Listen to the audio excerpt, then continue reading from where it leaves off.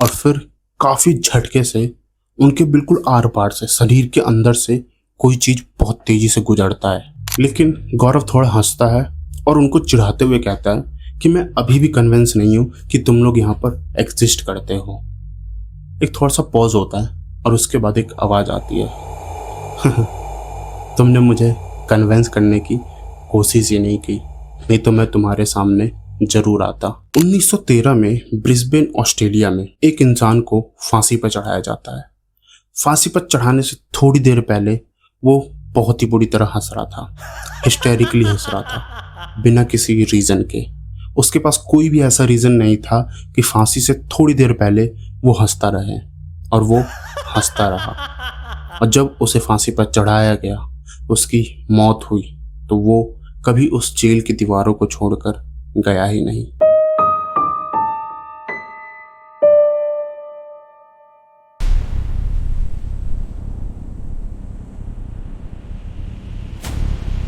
बोगो road गोल jail Brisbane Australia के अर्नाल्डे street पर बनी ये जेल 1883 से 1989 तक चलती रही।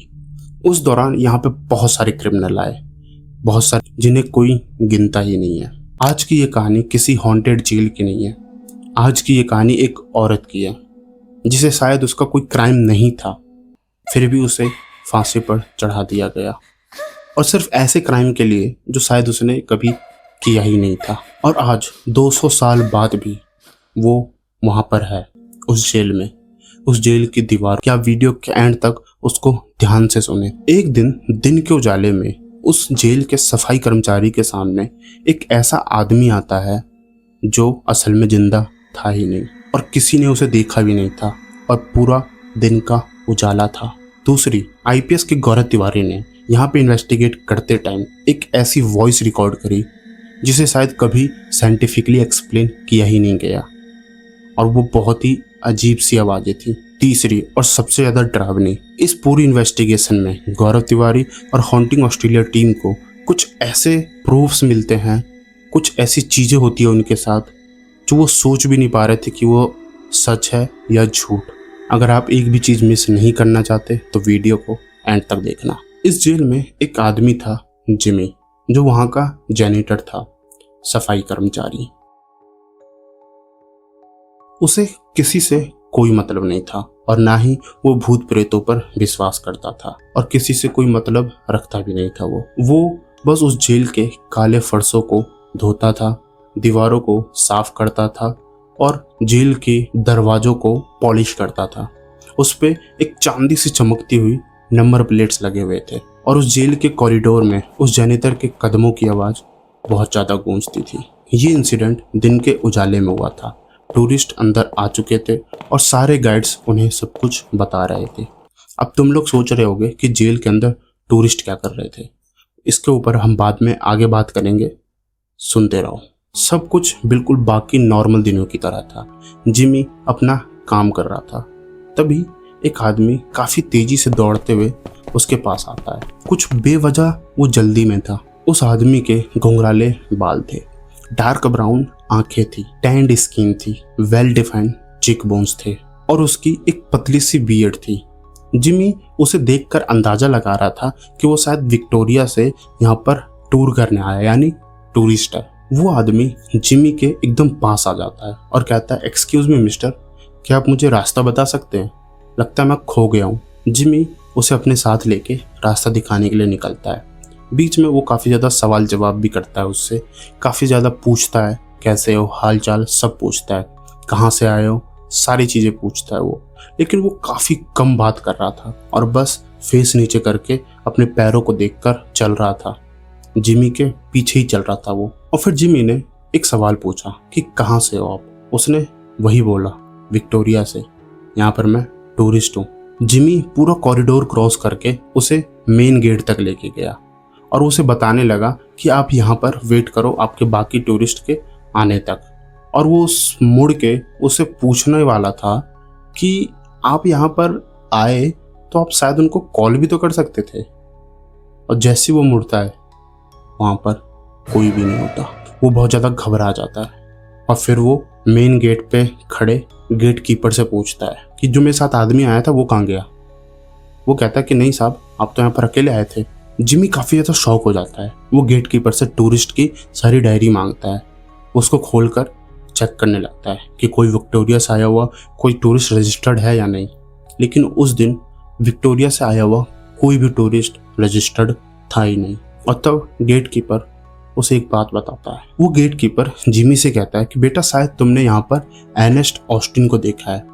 काफी ज्यादा लोग उसे देख चुके हैं और वो अपना रूप भी बदल लेता है, किसी दूसरे के रूप में आ जाता है वो। और यहाँ पर जब फांसी देने से पहले वो थोड़ा सा पागल वाली हरकतें कर रहा था, काफी ज्यादा हंस रहा था, बहुत ज्यादा हिस्टेरिकली हंस रहा था।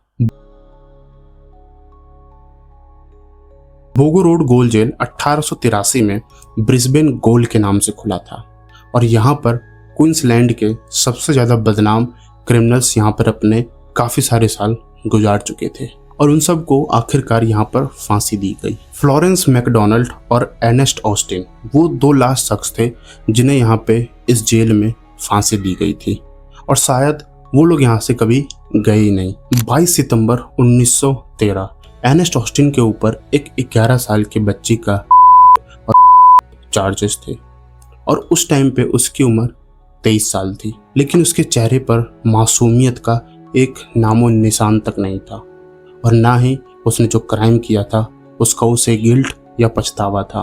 और फांसी से थोड़ी देर पहले, जैसे मैंने आपको बताया था, वो काफी ज्यादा हंस रहा था, हिस्टेरिकली हंस रहा था बिना किसी रीजन के। फिर 2002 में पूरी जेल को बंद कर दिया गया, लेकिन 2012 में इसे दोबारा से खोला गया टूरिस्ट के लिए। इस जेल के लिए गाइडेड टूर्स तैयार किए गए और इसे एक हेरिटेज साइट बनाया गया ना हो। यहाँ पर एक अजीब सी ठंडक रहती है, एक अजीब सी शांति रहती है। अगर आप यहाँ पर सांस भी लेते हो तो सांस तक की आवाज़ आपको सुनाई देती है। आज की इन्वेस्टिगेशन के लिए गौरव के पास दो मेन इक्विपमेंट थे। पहला ईवीपी रिकॉर्डर, एक इलेक्ट्रॉनिक वॉइस फिनोमेना। ये डिवाइस ऐसे साउंड्स को रिकॉर्ड करता है जिसका कोई नेचुरल सोर्स नजर नहीं आता। दूसरा इकोवॉक्स, एक रियल टाइम सिस्टम। थ्योरी ये है कि जो भूत आत्माएं होती हैं वो किसी भी साउंड्स को मैनिपुलेट करके अपने वर्ड्स में कन्वर्ट कर सकती है। रात के 11:33 हो चुके थे। गौरव और उसका एक टीममेट एक शेल में थे, सारे इक्विपमेंट सेटअप कर चुके थे और उस सेल में एक अजीब सी खामोशी थी, एक अजीब सी ठंडक थी, जैसे कोई प्रेजेंस, कोई घोस्ट वहां पर अभी भी प्रेजेंट हो। और फिर सारी तैयारी करने के बाद गौरव सवाल पूछना शुरू करता है। वो पहला सवाल पूछता है कि हम बस ये जानना चाहते हैं कि यहाँ पर क्या हुआ था, आप लोगों के साथ क्या हुआ था। हम बस कम्युनिकेट करना चाहते हैं, आपकी मदद करना चाहते हैं। लेकिन इंतजार करता था, बड़े पेशेंटली सारी चीजें मॉनिटर करता था। वो फिर सवाल पूछता है, क्या तुम मुझे सुन सकते हो? मैं बस इतना चाहता हूँ कि इस इकोवॉक से तुम मुझे जवाब देने की कोशिश करो। और तब वो सेल एकदम ठंडा हो जाता है और एक आवाज आती है 3 शब्द के साथ, पुट एलन ऑन। गौरव ये रिस्पॉन्स देख के थोड़ा मुस्कुराता है और एक कोने में चला जाता है और फिर वो एक सवाल पूछता है हंसते हुए, गुड, अब तुम मुझे बताओ कि यहाँ पर हमारी टीम में कोई भी ऐसा बंदा है जो तुम्हें पसंद ना हो, तुम चाहते हो कि वो यहाँ से चला जाए। फिर एक आवाज आती है हंसते हुए, काफी क्रीपी हंसी थी, सच अ प्रिक। और फिर धीरे धीरे गौरव और उसके टीम मेंबर को और भी सारी एंटिटीज की प्रेजेंस फील होने लग जाती है। उनकी फीलिंग से ही ऐसा लग रहा था कि कुछ एंटिटीज है जो उनसे कम्युनिकेट करना चाहती हैं, लेकिन बहुत सारे एंटिटीज वहाँ पर ऐसे थे जो बिल्कुल भी कम्युनिकेट करना नहीं चाहते थे और बहुत ही ज़्यादा गुस्से में थे। और तभी उस इकोवॉक से एक आवाज़ आती है, निकल जाओ यहाँ से, भाग जाओ। लेकिन गौरव डरता नहीं है, वो फोकस होके एक और सवाल पूछता है, क्या तुम लोग यहीं पर मरे थे? लेकिन कोई जवाब नहीं आता। फिर एक काफ़ी लंबे पॉज के बाद, जहाँ गौरव भी कोई सवाल नहीं पूछ रहा था और ना कोई जवाब आ रहा था, तभी एक लंबे पॉज के बाद अलग अलग फ्रैगमेंट्स, अलग अलग जवाब आने लग जाते हैं। माई सेल, सफरिंग, एक्सपेक्ट, सेल 2, ये सारी आवाज़ एक साथ आने लग जाती हैं। इन सारी आवाज़ों के बीच एक आवाज़ आई थी सेल 2। इसलिए गौरव दोबारा से पूछता है कि तुम क्या सेल 2 में हो? तो आवाज़ सामने से आती है, सेल 2।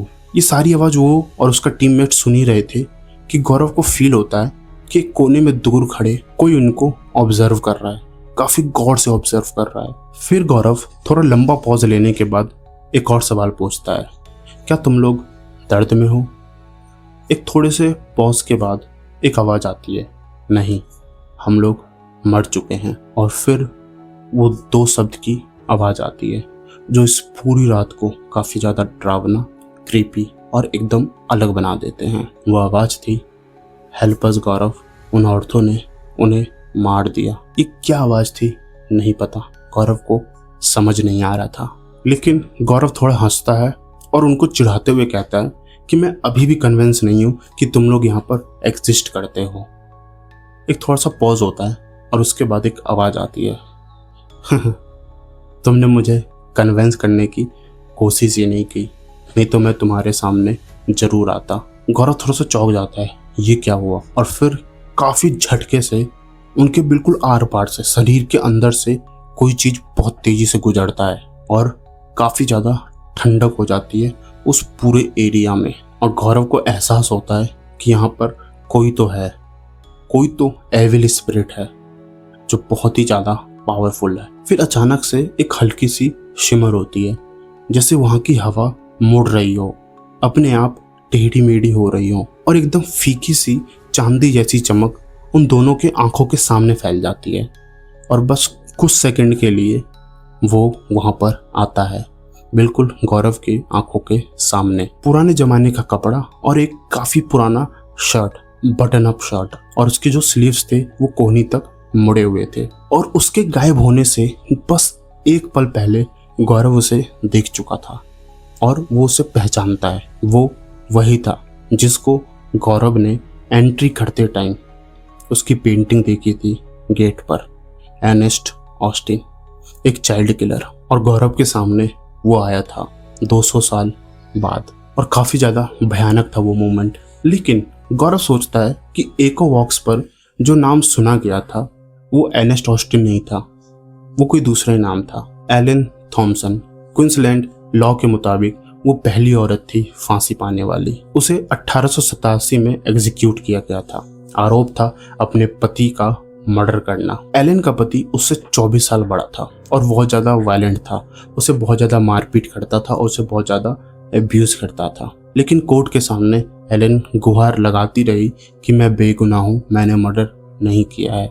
लेकिन उसकी एक नहीं सुनी गई और उसे जेल में डाल दिया गया। उसके साथ एक और आदमी था, जॉन हैरिसन। वो उसका लवर था और दोनों को ही दोषी ठहराया गया था और उस बोगो रोड जेल में उन दोनों को फांसी दी गई थी और वहीं पर पास में एक सेमेट्री में दोनों को दफनाया गया था। लेकिन फांसी से एक दिन पहले जॉन हैरिसन ने एक सजा खुद से कबूल करी थी। उसके पति का मर्डर एलन ने नहीं किया था, वो उसने खुद सेल्फ डिफेंस में किया था, लेकिन काफ़ी देर हो चुकी थी। एलन की स्पिरिट उस पूरी रात में कई बार गौरव से कम्युनिकेट करने की कोशिश करती है।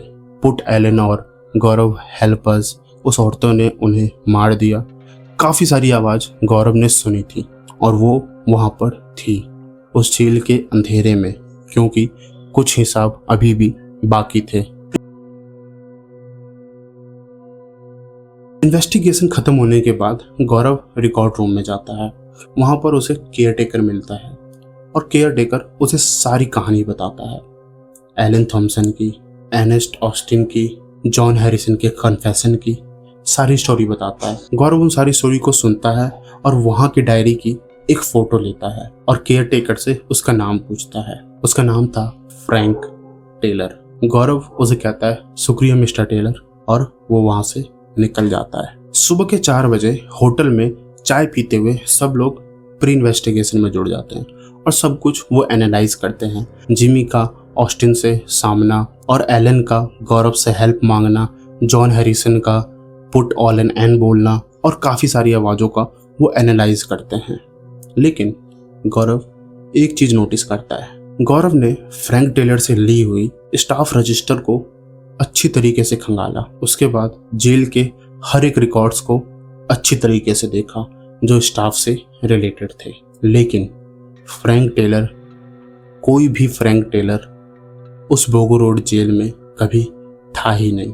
किसी रजिस्टर में उसका नाम था ही नहीं, ना अभी और ना कभी। तो फिर गौरव ने हाथ किससे मिलाया था, शुक्रिया किसे बोला था, वो फोटो किससे लेके आया था? इस सवाल का जवाब आज तक नहीं मिल पाया। वो बोगो रोड जेल आज भी खड़ा है। टूरिस्ट जाते हैं, भूतों की कहानियां सुनते हैं, हिस्ट्री के बारे में बताते हैं, सारे टूर गाइड्स सारी चीजें बताते हैं, लेकिन कुछ चीजें जो ऑफिशियली नहीं बताई जाती। एलन के बारे में, एस्टन के बारे में, हैरिसन के बारे में कुछ भी नहीं बताया जाता, और सबसे ज्यादा तो फ्रैंक टेलर के बारे में। और किसी को कुछ भी नहीं पता था उस फ्रैंक टेलर के बारे में, वो कहाँ से आया उस जेल में।